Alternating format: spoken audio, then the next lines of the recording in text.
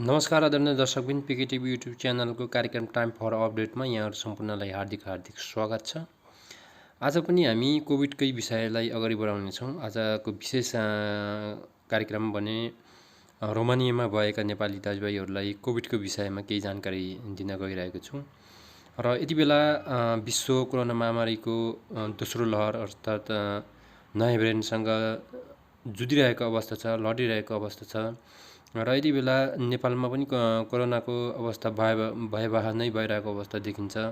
र जति पनि कोभिडको पेसेन्टहरू हुनुहुन्छ, कोभिडको बिरामीहरू हुनुहुन्छ, उहाँहरूलाई म नआत्तिन अनुरोध गर्दछु। कोभिड सङ्क्रमित हुँदैमा हामी डराउनुपर्ने आत्तिनुपर्ने अवस्था भन्ने छैन। अहिले विश्वमा 18 करोडको हाराहारीमा कोभिड सङ्क्रमित भइसकेका छन् भने रिकभर हुनेको सङ्ख्या 15 करोड पुगिसकेको छ।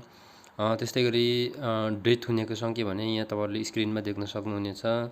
डेथ हुनेको सङ्ख्या भनेको मात्रै 35 लाख छ। तपाईँको जसको पर्सेन्टको आधारमा गर्ने हो भने 99% चाहिँ मान्छे रिकभर भइरहेको छ। त्यही भएर जो कोही पनि नआत्तिनु होला। यहाँहरू सम्पूर्णलाई यही आह्वान गर्न चाहन्छु र सबैजना सुरक्षित रहनु होला।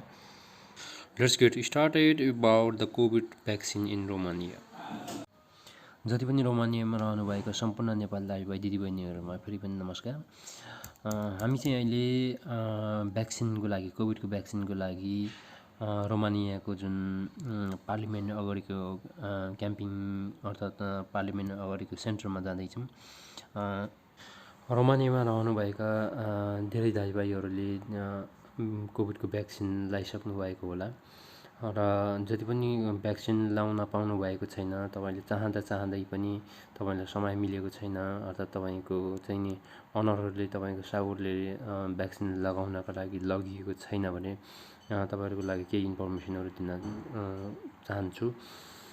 र कोभिडको हिस्ट्रीको कुरा गर्नु पऱ्यो भने कोभिड पेन्डेमिक भएको चाहिँ 2020 फेब्रुअरी 26मा रोमानियामा कोभिड पेन्डेमिक स्टार्ट भएको थियो भने त्यस्तै गरी कोभिडको भ्याक्सिन सुरु भएको लगभग कोभिड पेन्डेमिक सुरु भएको 10 महिनाभित्र चाहिँ रोमानिया सरकारले कोभिडको भ्याक्सिन पनि प्रोभाइड गरेको छ।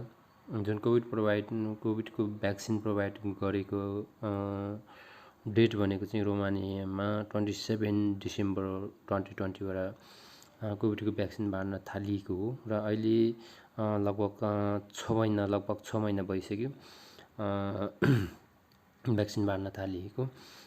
यही अन्तरालमा धेरै साथीभाइहरूले भ्याक्सिन लगाइसक्नु भएको होला र जति पनि भ्याक्सिन लगाउन पाउनु भएको छैन उहाँहरूको लागि चाहिँ म के आह्वान गर्न चाहन्छु भने विभिन्न सिटीहरूमा अहिले विभिन्न ठाउँमा अर्थात् बुकारेस्ट एरियामा भएका नेपाली दाजुभाइहरू पार्लिमेन्ट अगाडिको जुन यो क्याम्पिङ अर्थात् यो भ्याक्सिन त्यहाँ जुन सेन्टर बनाएको छ त्यहाँ गएर त्यहाँबाट भ्याक्सिन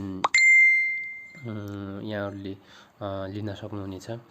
जुन भ्याक्सिन लगाउन जाँदाखेरि तपाईँको कार्ड अनिवार्य लानु होला र नयाँ मान्छे हुनुहुन्छ भने आफ्नो पासपोर्ट लिएर जानु होला र जुन तपाईँले भ्याक्सिन लगाइसकेपछि भने तपाईँलाई भ्याक्सिनको सर्टिफिकेट दिन्छ। सर्टिफिकेट पनि तपाईँले सुरक्षित रहनु होला। तपाईँलाई विभिन्न ठाउँमा काम लाग्न सक्छ पछि तपाईँको जुन ट्राभल गर्दाखेरि।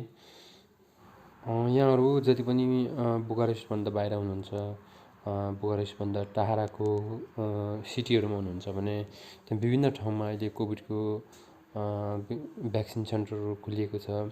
त्यहाँ गएर त्यहाँबाट तपाईँहरूले भ्याक्सिनहरू लिनु होला र आफ्नो साउलाई दबाब दिनु होला तपाईँलाई लगिएको छैन भने जति पनि लगाउन चाहने इच्छुक भएको व्यक्तिहरूले।